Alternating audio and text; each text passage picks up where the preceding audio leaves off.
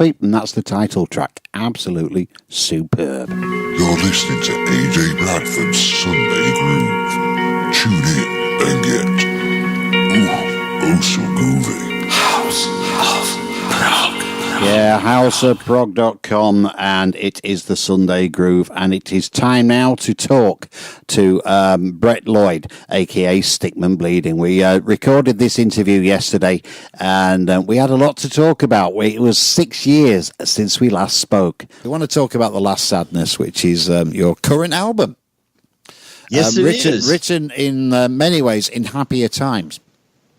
It's an interesting thing because when you and I last spoke in 2011, I believe it was. Wow, was it really that long that ago? everything musically that I was doing was created, perceived through a filter of mental illness, through depression, anxiety, the results of insomnia, all that fun. So in 2015, I'm just going to tell the story, the Reader's Digest version. At the beginning of 2015, I was in very bad shape. I was not doing well at all. And matter of fact, there was even talk of maybe some long-term care, inpatient, that kind of stuff. And a friend of mine suggested that I look into medical cannabis. Right. And so I did a little research, discussed it with my wife. We were like, what do we have to lose? Nothing's. You've been taking medicine for 25 years, and look at where it's got you. It's not got you anyway, yeah. Well, thanks be to God, it worked. I'm not going to go into the whole thing, but it worked. Yeah. And all my depression symptoms vanished. Yeah. And the end of 2015, I was off the antidepressants. The end of 2016, I was off the anti-anxiety. End of 2017, I was off the insomnia. Yeah. I'm just on bread and water now. Life's wonderful. Yeah. But the thing is, I started writing this when I was still crazy. Yeah. So, but the whole thing has evolved as I got better. I don't write the dirges, the negative, life is dark and doomy, gloomy thing. So my whole thinking is I had these songs that were written when I was feeling poorly. Yeah. I wanted to take them and mix them with songs about how I'm feeling now. And let it be like, okay, this is the end of the sadness. There's not, the depression is over. Thanks be to God. It's time to move on. Let's be happy and tell people about it. Yeah, that's a great way to look at it. And I mean, your last album that you showed that we talked about back in 2011 was the Heroes album. I remember, and you that as good as the album was. It was quite dark, wasn't it? Very dark. It was as dark as the inside of your closet at 3 a.m. with no light within 100 miles. It was like listening to a suicide note of Kurt Cobain in many ways. It was that sort of dark. It was. Well, I don't know that it was that bad. It was a little whiny, but the thing I listened to. Well, there's a track from that album that's actually been. I call it refurbished. Yeah.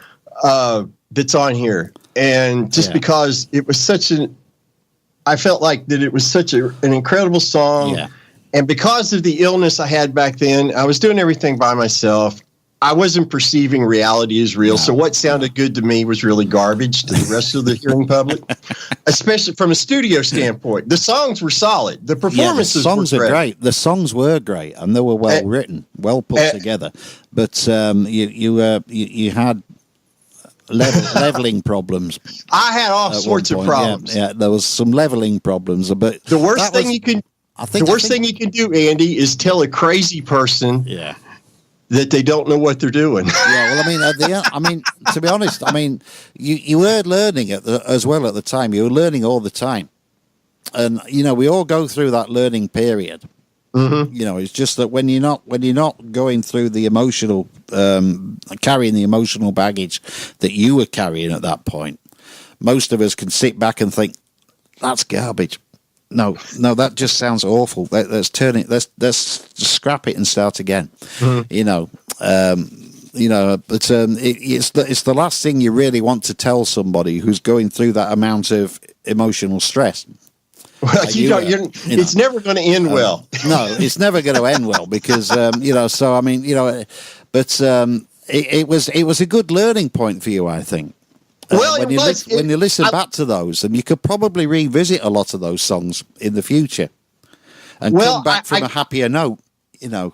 I gave thought to redoing most of it. I mean, other than the performance side of it, I mean, the guitar parts. It just needed to be remixed. Some of the vocals needed to be re-recorded because they were not because they were bad performances, but just because they were poorly recorded. All of that has been rectified with this album. Yeah. Oh, yeah. This is a lot better. This is very professional. And well, thank you very much. Yeah. It's something I can listen to now, and I don't think if only I had done X. Yeah. Well, I think every musician goes through that, no matter what. Every musician thinks that. I've never seen a musician yet that's totally happy with what they've released. Well, this is a rare event then, because I'm completely. All those songs needed to be written. They needed to be done. That chapter needed to be completed. Yeah. And I'm very, very pleased. I'm encouraged. I want people to hear this one. The other stuff before, I always would hear mistakes or errors and things that just discussed, and I think, oh man, that's bad.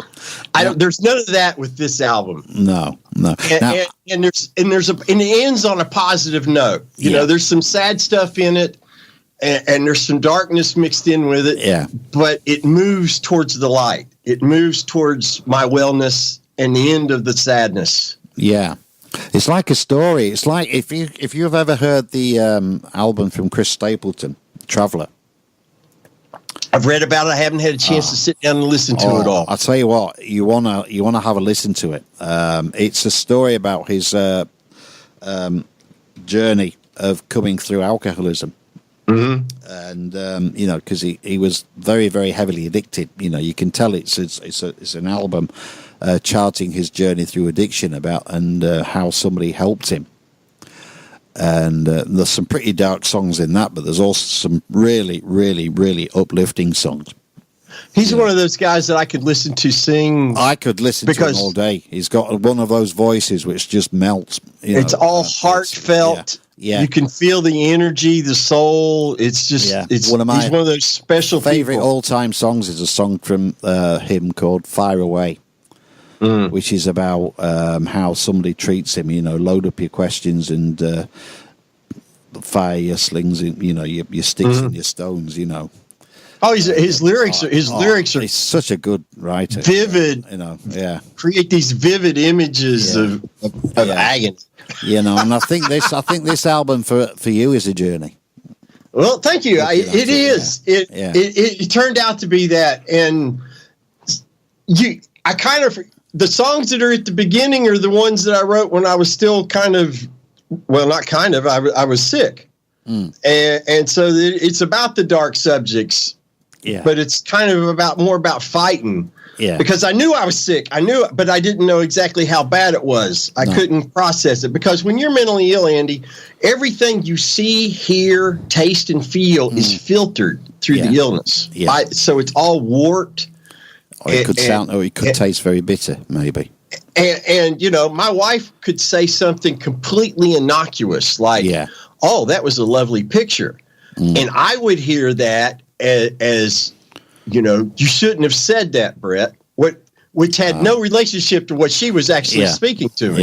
Yeah. So you don't realize that until you get better, though. Yeah. So let's go to the opening of the album then. The first track being Never. Mm-hmm. And let's talk about where you were when you wrote that song. As such. I think the thing where I was, as best as I could remember, because that's another thing too, is when you're sick like that and you're on all those medications, your memory's not all that good. But as best I can recall, lyrically, I was thinking in terms of, no matter how bad this is, I still got my faith. I still love my wife. Yeah. And no matter what people are telling me that I don't agree with, or I think is wrong, I've got these things. So I'm not going to give up on these things. No. Because if I give up on these things, I'm doomed. Yeah. So, never. Never say never. You just can't ever give up on in that kind of situation. So that's lyrically where that came from. Yeah. Musically, I love minor key stuff. I probably always will. Yeah. Yeah. Which is going to be an interesting thing when in a year or two I sit down to write the next one.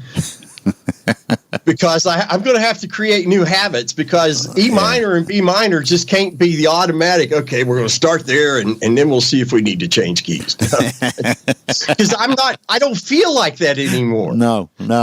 Add a few major keys now and then. As long as it's not just G, C, and D, I'll be good. As long as I don't start, because that's the road that leads to crying your beer country, Andy. Always avoid it.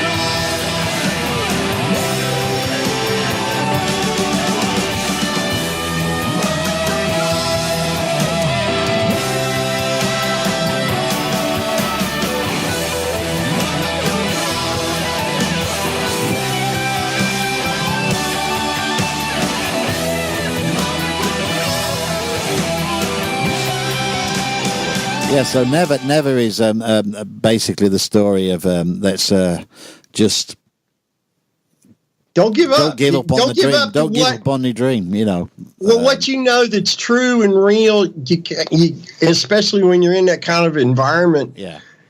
You got to cling to what you know is real. Yeah. And for me at that time, it was faith in my marriage, and it helped get me through to where it kept me alive to where I could get better. Yeah, yeah. I mean, you're lucky to have had a very supportive wife, hadn't you? Really, as well. Oh, that's somebody that's what the song "Gracefully Askew" is about. That's the song for her. Yeah, and yeah, she deserves. She deserves the greatest palace heaven has to offer because she had to endure me. Yeah. And she spent many years living and walking on eggshells because she never knew how I was going to respond to anything. Yeah.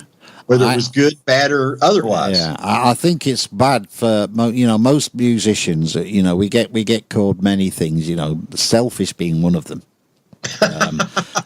Because we are particularly selfish when we lock ourselves away for hours and hours on end. And sometimes go through a whole day of sitting at a blank screen and not hearing anything, and then coming out and then we try to socialize and we end up going back into the room because we need to work on what we're doing. We're not happy, and my wife says it all the time. But I would imagine your wife treading on eggshells, not only because of the artistic angst that you would have had anyway as an artist, but because of all the other crap that you were holding in. Yeah, she bless her heart. She I can't imagine. I mean, I can look back now. It's amazing. The further I get away from being sick, the clearer things from back then become. Yeah. And it was a really difficult transition for her as I got better because she would say things and I wouldn't respond like I would when I was sick. Yeah. And she was confused. She was like, well, who is this guy? That was a polite answer to a simple question that I was expecting a 30-minute disagreement over. Yeah. And when the argument didn't happen, I mean, things that used to really upset me, I realized were just so insignificant. It was ridiculous, the amount of energy that I would put on insignificant stuff and just waste time and energy bitching and moaning. Yeah, exactly. Yeah, and it can become very overwhelming, can't it? Well, it can, and where I was literally I was for the better part of the last 10 years, or well, not the last 10 years, prior from say 2006 to 2000 to January of 2015, I was basically a walking, talking vegetable. Yeah. Yeah. Outside, except I could write songs. That was the only thing I could do was write songs. Yeah. I was not fit to be out in public. I was either angry or I looked angry. Yeah. People don't come up to somebody if they're like 6'2" and weigh 260 pounds or more, and they look like they're ready to beat somebody up. That's just not something that brings people to you. Yeah. I mean, I even noticed, now obviously you're in this area. Not only have you written this album, but you're also working with somebody else. Mm-hmm. The amazing singer. Kimmy Wade. Yeah, she's got an amazing voice, and she sure does. A good blues project with her. Thank you. Not just blues. It's not really. It's not what I call traditional blues. It's more rock blues, but it's so very, very good. Very. She is she's just incredible. Yeah. And you talk about if we could have met so-and-so way back, if I could have met her 30 years ago. Yeah. Oh, my goodness. It might have been different now. Yeah. You know, but because my problem has always been, I hear the music, I can hear the vocals. I'm not blessed with a good singing voice. Yeah, that's always been my limitation. So when I got, and Kimmy answered a Craigslist ad of all things, and she sent me a link to a YouTube video of her singing live. Yeah, So I don't know if it was through a phone video, phone record, doesn't matter. Yeah, the band was terrible, but I knew inside of 5 seconds of hearing it that she and I were going to make music together. She was the one I've been waiting on forever because her voice is perfect for what I want to hear. Yeah. Yeah. And we work well together. We've both, she's had some health problems too, so we've gotten better together. Yeah. In a lot of ways. So that's been an interesting journey. Yeah. And when you hear the new album, the second album that we're working on right now, the second Dark Arts Blues album, which will hopefully be done before the end of this year, but it might not be till next year because she lives an hour away. Yeah. And we only get an hour and a half a week to do anything. Wow. That doesn't give you a lot of time. You've got to be very well prepared then, haven't you, for when she gets Exactly. Yeah. And a lot of that time is spent visiting. Yeah. Yeah.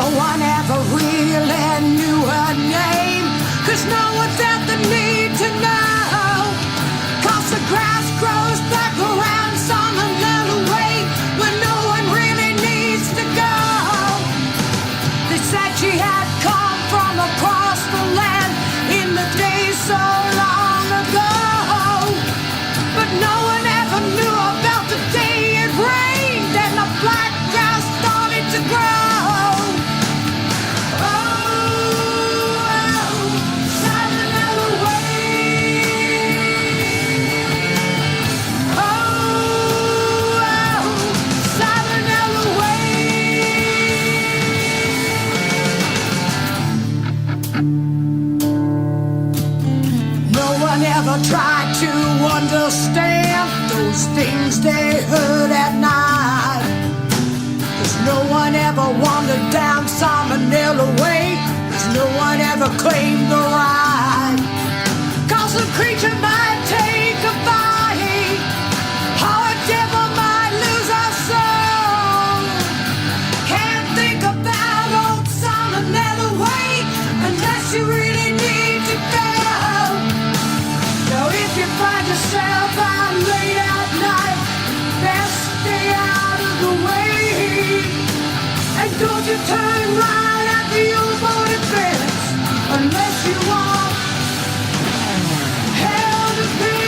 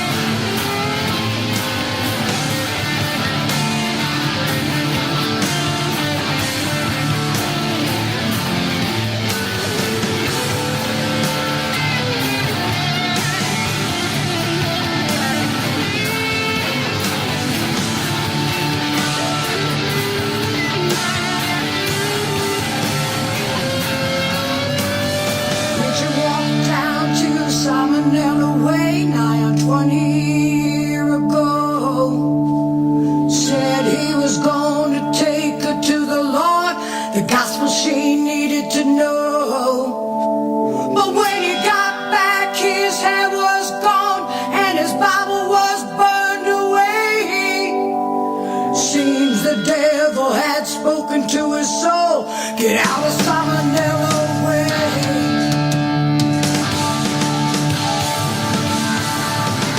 Now if you find yourself out late at night, best stay out of the way.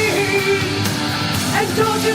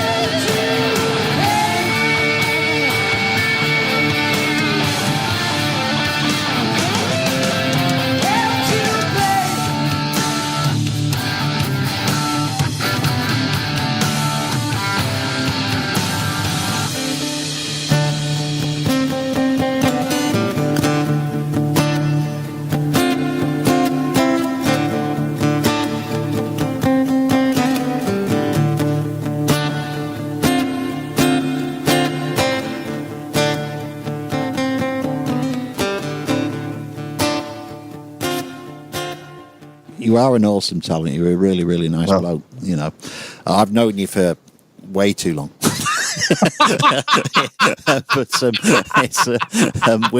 But you know what I mean. I understand. I appreciate that so much, Andy, and I've always had great respect for you, and even back in the air radio days, which I was thinking about that this morning while I was trying to roll around in my head the things that I wanted to touch on, and one thing I wanted to bring up was that chat room.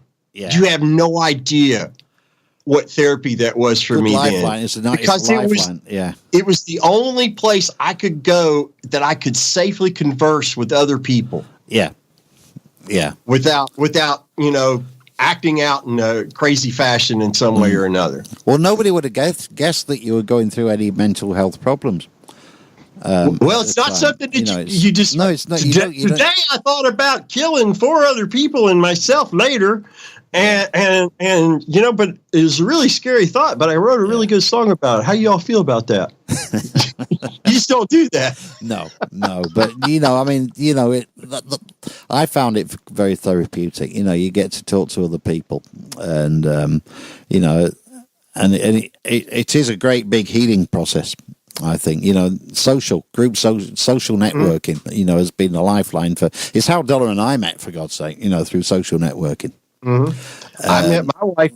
I met Danielle on the internet. Yeah, back in the Windows 3.11 days. Oh wow, you had to work for it then. Yeah. Oh boy. Yeah. It wasn't easy like it. It wasn't just click a mouse and you're there. It was a lot of programming to get in first. Met her in the IRC chat room on Down. Yeah. We were on Netscape. We met in a Netscape. You remember Netscape? I remember that. Yeah, they've gone under now, but yeah, we met on the Netscape browser, and in the Netscape chat room. We had our own private chat room, not a private one. It was a group where there's a group of about 20 of us. That's wild. And we all met as well. We all met up for a charity concert that I put together. With the sole intention, actually, of meeting Donna. That's awesome. But, I thought I'd do it under the guise of a concert. Well, I'll share this little bit of information with you. Yeah. My wife, she had the coolest screen name for the most hilarious reason. Her screen name was Miasma. Oh. Which, if, the word miasma, it's not a positive. No. But stupid men would see that, find out it was a woman, and they would prove their stupidity and therefore be weeded out immediately by saying something like, well, that's a beautiful name. Yeah, I actually went in once under the guise of another name. I called myself Ingrid from Sweden. Oh, man. And got myself chatted up. By this guy that used to frequent the chat room at the same time, and I was, he was in private, and he was really coming on to me big style, and I was going, help, somebody else, because I'd really dug a hole for myself. But when I saw that name and I realized it was a female, and I kind of paid attention. Well, I had to message her and say, I have to ask, why do you have that name? Yeah. And she said, congratulations, you're the first one today that didn't tell me it was a pretty name. So if she really wants to look back and find out why all this occurred, it's really her fault, because if she'd have told me a different story, then maybe none of this would have ever happened. Yeah, exactly. But we're 20 years married, going on 22 years together. So That's great.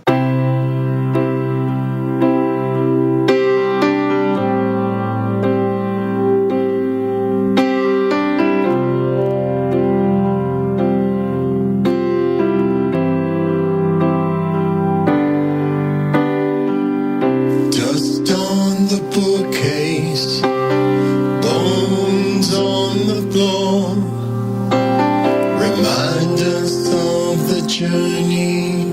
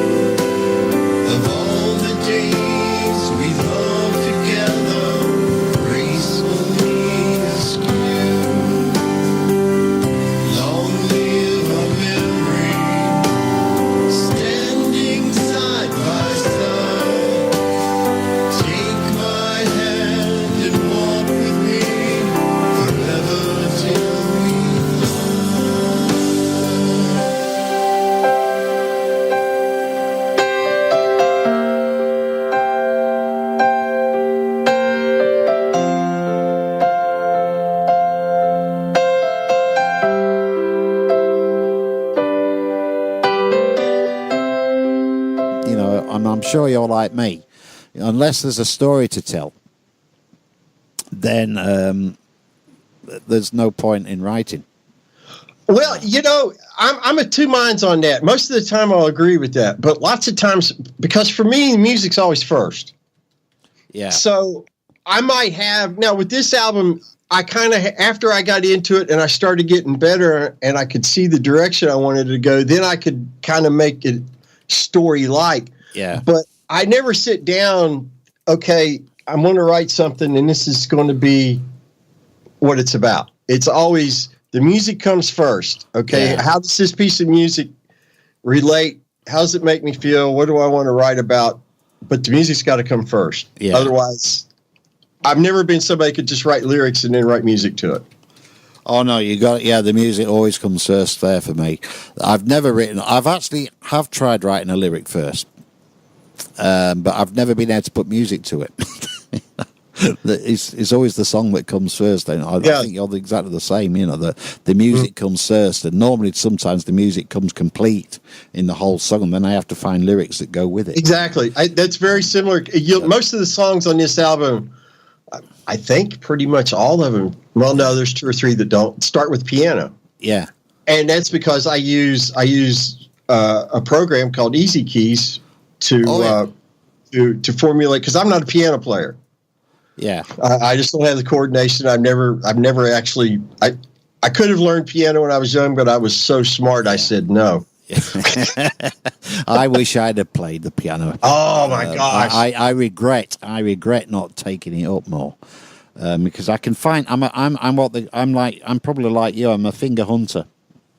Well, I can form all the chords. Yeah, I know what the chords are now. Yeah, I just don't have the skill, the flow, the coordination, and to read. I don't read sheet music.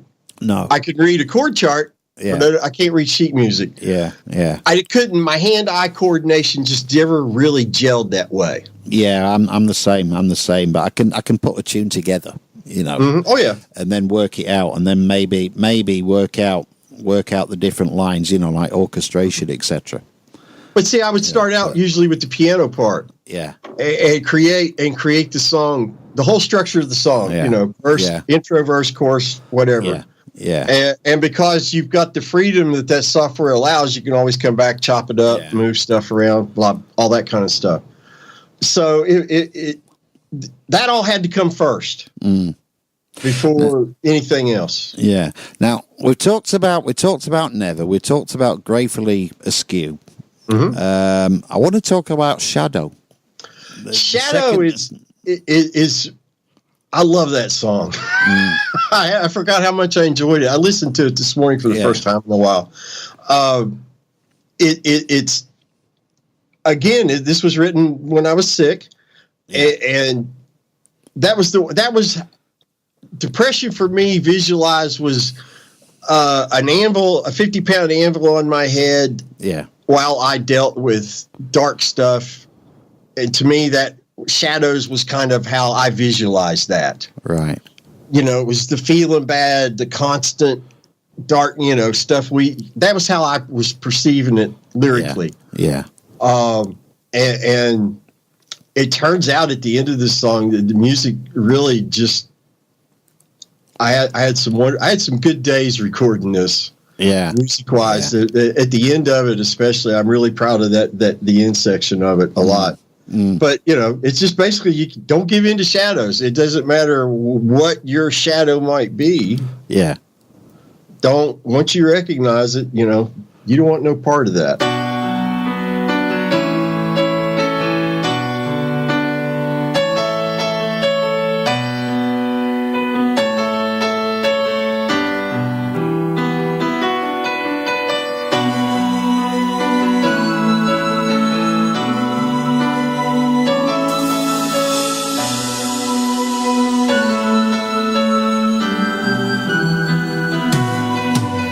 Nobody knows shadow.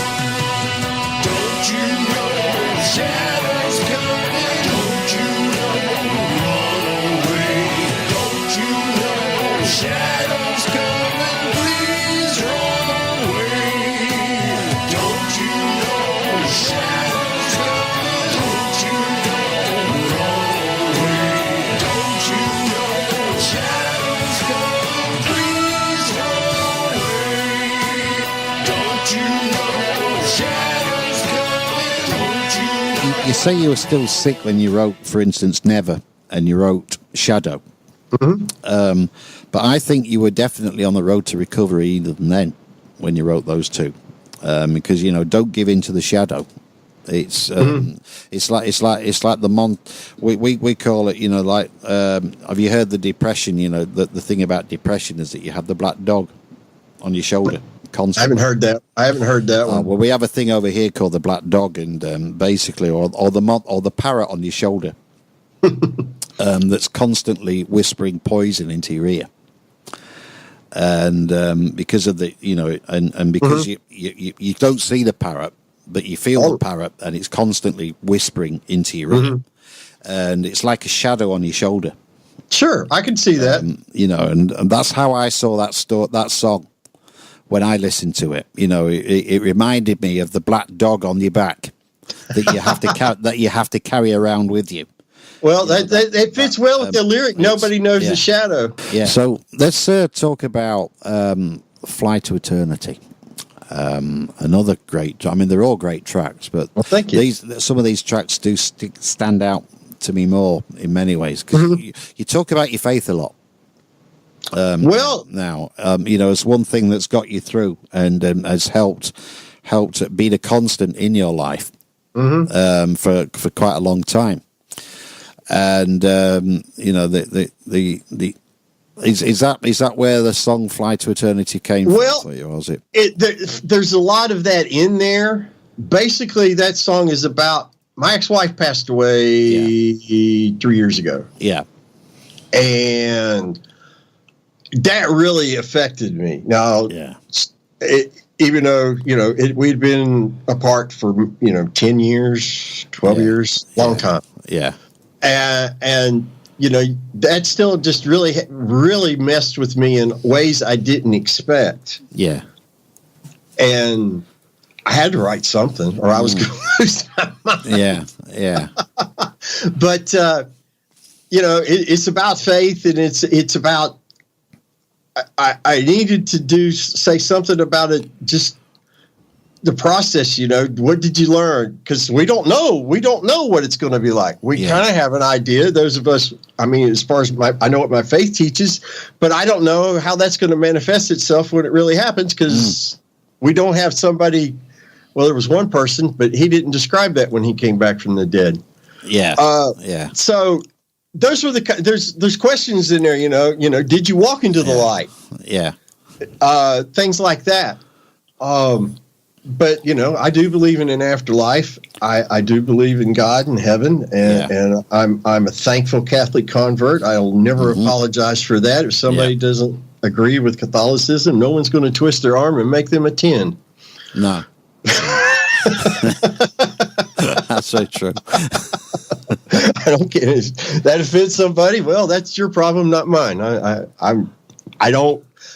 I prefer to live my faith and talk about it more through my actions than with my mouth. Yeah.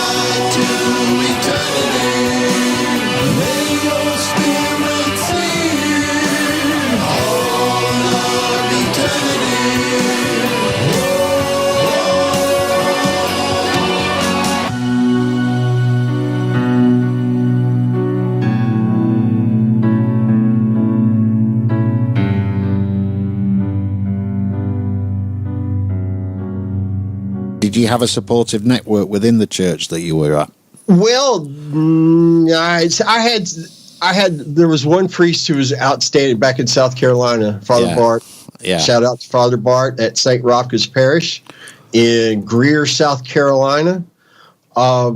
He was amazing because he had been an abbot. Yeah. And had brothers under him who suffered from depression. Yeah. So he was very empathetic to it. But then I had another priest. I won't mention his name. His outstanding priest, but he couldn't comprehend depression. Yeah. His suggestion was go take a walk and smile. You'll feel better. No. That's to me, that's a cop out. That's a cop out bit of ministry in many ways. Well, in his defense, Andy, I had psychiatrists and licensed psychologists tell me to do the same thing. Yeah. It was probably, I mean, but that's reading the book, isn't it? That's going through the book. That's coming from somebody who, in many ways, doesn't really comprehend exactly what. Yeah, what's in the textbook doesn't translate quite that way into real life. Exactly, yeah. And they can read as many textbooks as they want, but unless they've actually lived that life themselves, they haven't got a damn clue what you're going through. Exactly, and it's always different for every person. My depression is never going to be like your depression. Your depression is never going to be like whoever else is depressed. It's a very personal. Mental illness is a very personal thing. And it's different for everybody. Mm-hmm. And while certain dynamics might be similar, there's no one rule. I mention my faith a lot through this just because it's a huge part of me. Yeah. And one of the things that when I was at my sickest, when you start to bargain about, when you believe that if you commit suicide, that it's not going to go well for you in the next life. No. That's a good deterrent. Yeah. Yeah. I mean, I think that's helped a long way to make sure that you're still with us. That's probably many reasons why I'm that, and the fact I could never, what it would have done to my wife, I could never have allowed that to happen. Those were the two things that kept me from checking out. Exactly. Yeah. I do have a lot of feeling for people, and I know people that have gone through the same sort of thing, and some of them that have actually gone that extra step into a pit, and not come out the other end. So I can fully understand, but people's illness it's a very different thing, very personal thing, and it's and all power to you for being there and actually being willing to talk about it, because it's been a big part of your life. It's depression. Unfortunately, dominated my 20, almost 25 years of my life. You're talking about in many ways, this is your journey from madness to from darkness into light, for want of a better paraphrase. And it let the curtain fall on your past life, I take it that's what that song's about. I can't really tell you 100% to a certainty what all that song's about. I know because that was probably written, recorded sometime November 2014 through January 2015, when I was at the absolute worst. Yeah. It's the absolute worst. Right. And so it wasn't a musical suicide note, obviously, but it was when I listen to it now, it scares the hell out of me. Because it's quite a great example. I didn't realize how bad I was. It's quite dark, and I think it was probably quite important to put it on this album just to show how bad you were. Yeah. And you juxtapose it, putting it between Begging, which is, hold on here. We're touching buttons I wasn't prepared to touch emotionally. All right, I got to get now. Okay, Begging it and Let the Curtain Fall and Fly to Eternity kind of all fit together by accident because they were all written, my ex-wife passed away, so Fly to Eternity came first, but then Begging was me still processing her passing and thinking what would happen if Danielle passed. Yeah. That's why there's no verses. Yeah. I can't even comprehend a verse that would so that's the unique song. I think I mentioned it when you played it the other day on House of Prog. Yeah. That it's the only thing I've ever written that's just 2 choruses and a bridge. Yeah.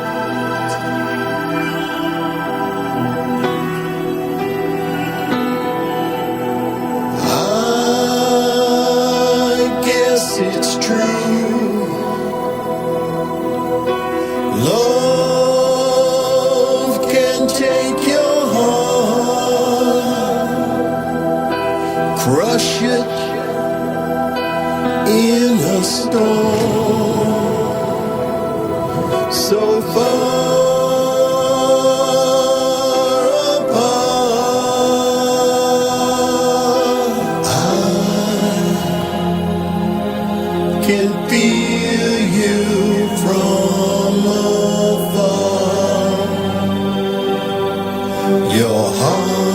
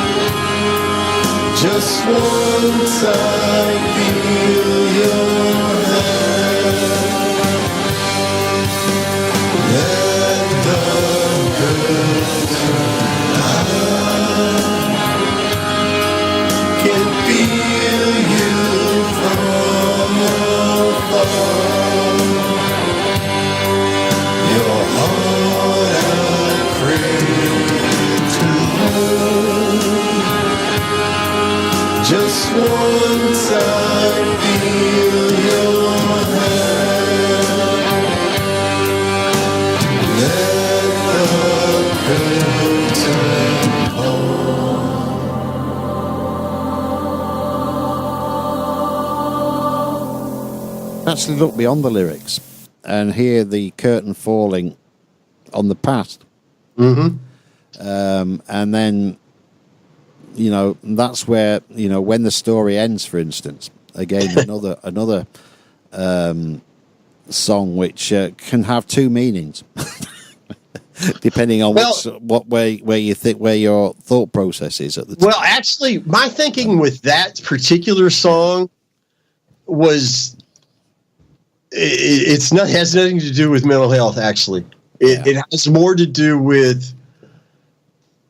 I read a lot. I'm a prodigious reader, and I love. My preferred is science fiction, fantasy.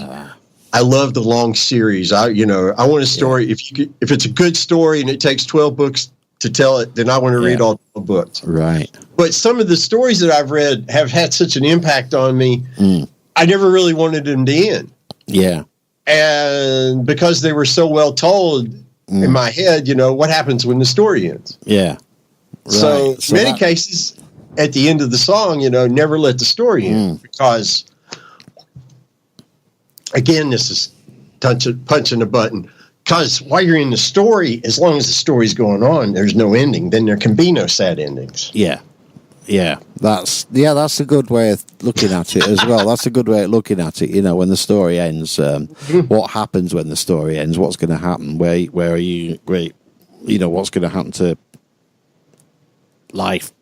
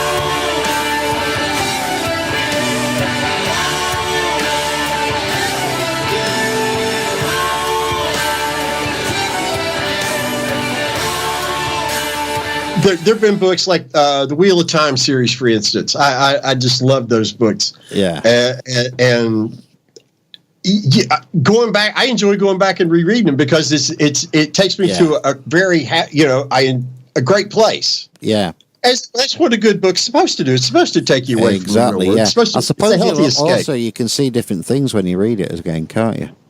Oh, well, there are several books I need to go back and reread because I only read them when I was sick. Right, and now you want to read them from a different perspective. I want to read them again now that I'm not. Yeah. And see if I love them just as much. I have a feeling I'll enjoy them even more. Yeah, because you'll see them from a different perspective, a perspective of positivity rather than the negative strain that you had, that parrot whispering on your shoulder, for instance. Or the anvil on my head. The anvil on my head. Yeah. Imagine walking around with a 50-pound anvil on your head. I remember that song in the Heroes album, Anvil. Now, that was on an album that was the album before that called Storm and Steel. Before that. That was it, yeah. Storm I remember that. Yeah, and that was a very powerful song, but a very sad song because I knew that it was then that I realised exactly how ill you actually were. Mm-hmm. I think it was a gentleman from our parish came to call on me to see how I was doing one day. Yeah, and he wanted to know. He said he'd never been able to understand what depression was like. Yeah, and I'll never forget it because I'd never really thought to try to explain it. Yeah. Before. Yeah, and it just hit me, and it was very accurate. Yeah, it is an anvil. It is an anvil on your head, or like the dead weight. I think. No matter how strong you are, it will wear you down. Exactly, the black dog on your back, as we have over. There's a good video actually which tells the story of the black dog on YouTube. I'm going to have to look that up. Which I recommend anybody that's gone through depression and anybody that's gone through mental illness of some sort, read about the black dog, because it really does bring it out. And there's it's a very short video. It's a very short video, and it's what a lot of psychologists use to show people in group experiences. Ladies and gentlemen, just know that if this video, after I see it, inspires me, and my next album is called The Black Dog, it's Andy Bradford's fault.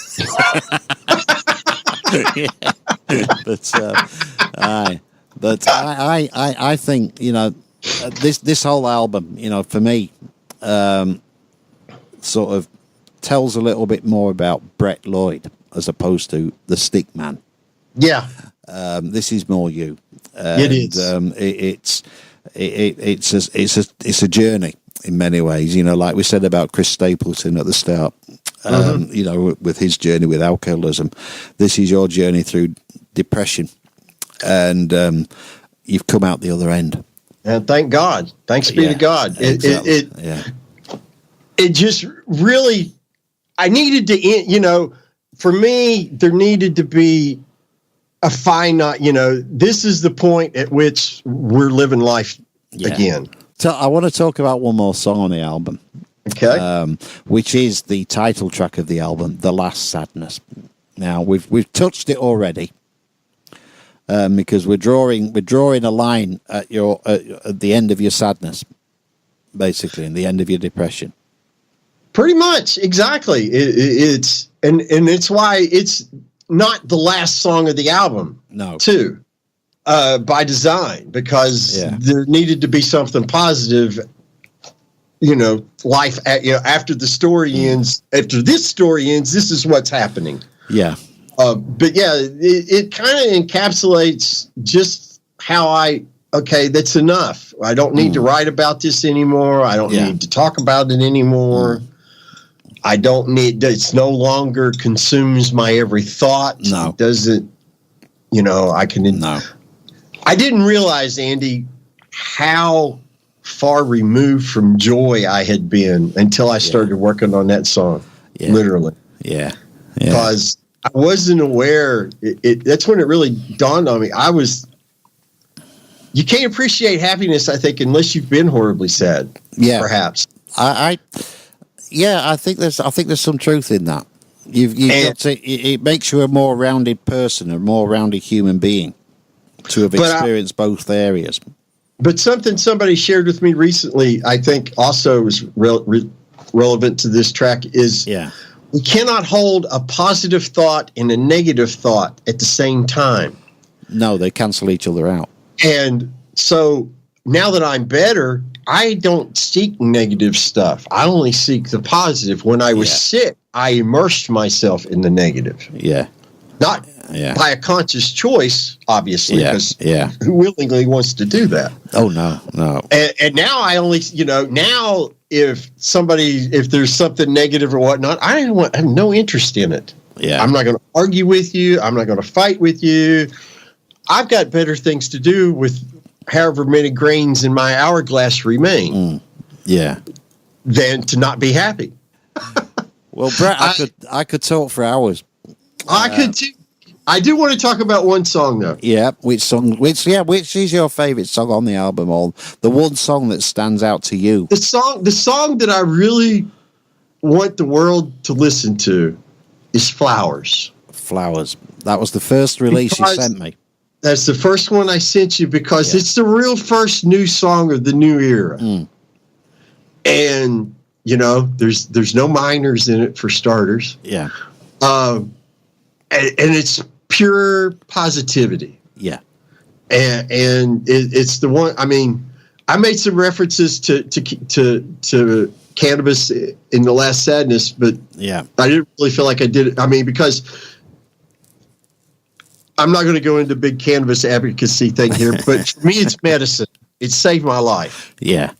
Everything that I was ever told about it prior to me actually using it was a lie. Yeah. Yeah. And it's medicine. It's not some mystical, magical. It's wonderful. Yeah. But it comes from flowers. Yeah. And flowers literally saved my life. Yeah.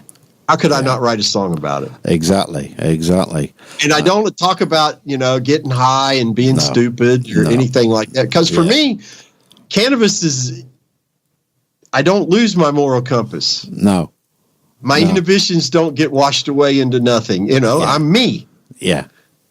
So if I could do one thing with this, if one person out there who's followed their doctor's orders all their life, taken the medicine, and it didn't work for them, and they're frustrated and they don't know what to do, just research it. Look into it. Yeah. That's all I would suggest. Look into it. It might work for you. Yeah. Yeah. So to me, and Flowers, it's a really good song. It is a hell of a song. It is a really good song, and I think a perfect song to finish on. And Brett, I could talk for hours to you. I know you could. I've known you for a long time, and I think this is by far your best album. Well, thank you so much. I agree. It's a great album. It's available at on April or May. Excuse me. What month are we in? May 30th. Yeah. May 30th. Right. It drops. It'll be at all your digital stores. If it's not, I'm going to personally walk to wherever that digital distributor we went with office is. Whisper into the ears of somebody. Yeah.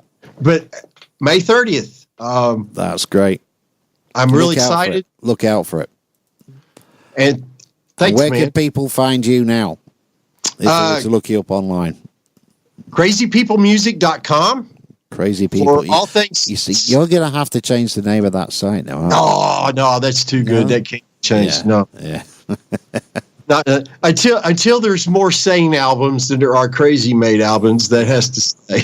Yeah, maybe so. You can also hear Dark Hearts Blues music with Kimmy Way that we mentioned at darkheartsblues.com. She's great. It's Kimmy. I must admit, she's a great singer. She's can't wait to hear the new stuff. I can't wait to share it. I've been hoarding it. Yeah. I've been hoarding it because some of it's just mind-boggling. I mean, we're in the middle of a song right now, Andy, and it started out, I thought it would just be your basic little bluesy thing, and it's turned into this monster. Brilliant. Where there's multiple hooks within one song, and I looked at her, I said, I've never done that before. I might have a decent hook in a verse or a chorus or something, but not in multiple places throughout. Yeah. It's just amazing to me. Oh, So I'm really excited about that. I'm really stoked for you. I really am. And then the Symphonic Rock Project, people can hear it, Epiphany Rain at epiphanyrain.com. Yeah, no, that's another great project you got going. It's going. There's going to be more for it. Victoria Horn is amazing talent, sang on the EP. Yeah. She's busy doing other things right now because she likes to eat food. Well, yes, yeah, she actually sings. She sings on cruise ships on a regular basis. Right. Big production type kind of things. Yeah. She's a real deal. Been doing it for 30, 40 years. Just an amazing lady. That's so cool. Yeah. Well, Brett, thanks very, very much for talking to me. Giving up your Saturday. Andy, thank you so much. I tell you what, you're one of the true gentlemen in this business. Yeah. I have nothing but you're an amazing songwriter in your own right. Yeah. You're fantastic what you've done for unsigned artists over the years and making sure people like me get heard. Yeah. It's a wonderful thing, and I can't thank you enough for it. Well, the last Sadness will be available on the 30th of May, folks, and I recommend you go out and buy it. Ladies and gentlemen, Brett Lloyd, a.k.a. Stickman Bleeding.